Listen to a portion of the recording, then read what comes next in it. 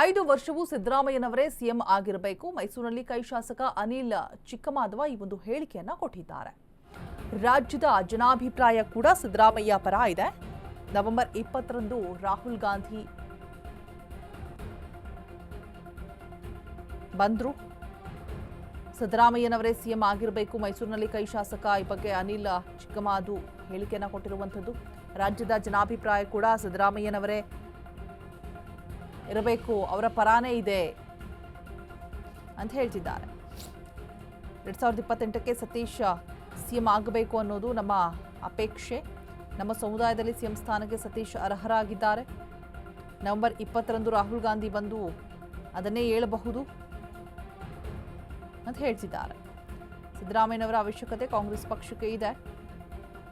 ಮೈಸೂರಿನಲ್ಲಿ ಕೈ ಶಾಸಕ ಈ ಬಗ್ಗೆ ಮಾತನಾಡಿದ್ದಾರೆ. ಅನಿಲ್ ಚಿಕ್ಕಮಾದು ಹೇಳಿಕೆಯನ್ನು ಕೊಟ್ಟಿರುವಂಥದ್ದು. ಸಿದ್ದರಾಮಯ್ಯರಂತೆ ಸಾಮಾಜಿಕ ಬದ್ಧತೆ ಹೊಂದಿದ್ದಾರೆ.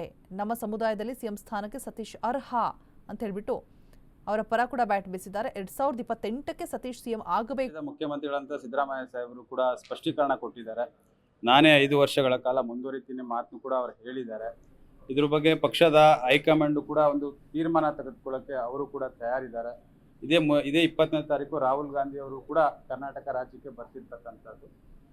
ಖಂಡಿತವಾಗ್ಲೂ 5 ವರ್ಷಗಳ ಕಾಲ ಸಿದ್ದರಾಮಯ್ಯ ಸಾಹೇಬರು ಮುಂದುವರಿತಾರೆ ಅನ್ನೋ ನಂಬಿಕೆ ವಿಶ್ವಾಸ ರಾಜ್ಯದ ಜನತೆಗೆ ಮತ್ತೆ ಕಾಂಗ್ರೆಸ್ ಪಕ್ಷದ ಎಲ್ಲಾ ಶಾಸಕರಿಗೂ ಕೂಡ ನಂಬಿಕೆ ಇದೆ. ಇವತ್ತು ಕೂಡ ತಾವು ಸ್ಟೇಟ್ಮೆಂಟ್ಗಳನ್ನ ನೋಡಿರ್ಬೋದು. ಮೊನ್ನೆ ಒಂದು ಖಾಸಗಿ ಚಾನಲ್ ನಲ್ಲಿ ಕೊಟ್ಟಂತ ಸಂದರ್ಭದಲ್ಲಿ 2028ಕ್ಕೂ ಕೂಡ ನಾನೇ ಚುನಾವಣೆಗೆ ಸ್ಪರ್ಧೆ ಮಾಡ್ತೀನಿ ಅನ್ನೋ ಮಾತನ್ನು ಕೂಡ ಅವ್ರು ಹೇಳಿರ್ತಕ್ಕಂಥದ್ದು.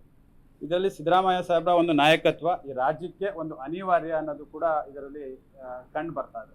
ಈಗ ಜಾರಕಿಹೊಳಿ ಅವರು ಕೂಡ ಸಿಎಂ ಆಗಬೇಕು ಇಲ್ಲ, ತಮ್ಮೆಲ್ಲರೂ ಕೂಡ ಗೊತ್ತಿರೋ ಹಾಗೆ ವಾಲ್ಮೀಕಿ ಸಮೂಹದಲ್ಲಿ ವಿಶೇಷವಾದಂತ ನಾಯಕರು ಯಾರ್ಯಾರು ಮುಖ್ಯಮಂತ್ರಿಗಳಿಗೆ ಅರ್ಹತೆ ಇರ್ತಕ್ಕಂಥವ್ರು ಯಾರ್ಯಾರು ಇದ್ದಾರೆ ಅದ್ರಲ್ಲಿ ನಾಯಕ ಸಮಾಜದಲ್ಲಿ ಅದು ಸತೀಶ್ ಜಾರಕಿಹೊಳಿ ಸಾಹೇಬ್ರು ಅನ್ನೋದು ಕೂಡ ಇದರಲ್ಲಿ ಸಮುದಾಯ ವಿಚಾರದಲ್ಲಿ ಇರ್ಬೋದು. ಬುದ್ಧ ಬಸವ ಅಂಬೇಡ್ಕರ್ ಅವರ ತತ್ವ ಸಿದ್ಧಾಂತಗಳನ್ನ ಇಟ್ಕೊಂಡು ರಾಜ್ಯದಲ್ಲಿ ಅವರು ಒಂದು ಪ್ರವಾಸವನ್ನ ಮಾಡ್ತಿದ್ದಾರೆ. ಮುಂದೆ ಈ ಸಮುದಾಯದಲ್ಲಿ ಅವಕಾಶ ಸಿಕ್ಕೋದು ಅದು ಜಾರಕಿಹೊಳಿ ಸಾಹೇಬ್ರಿಗೆ ಅಂತ ಈ ಸಂದರ್ಭದಲ್ಲಿ ಹೇಳಕ್ ಇಷ್ಟಪಡ್ತೀನಿ.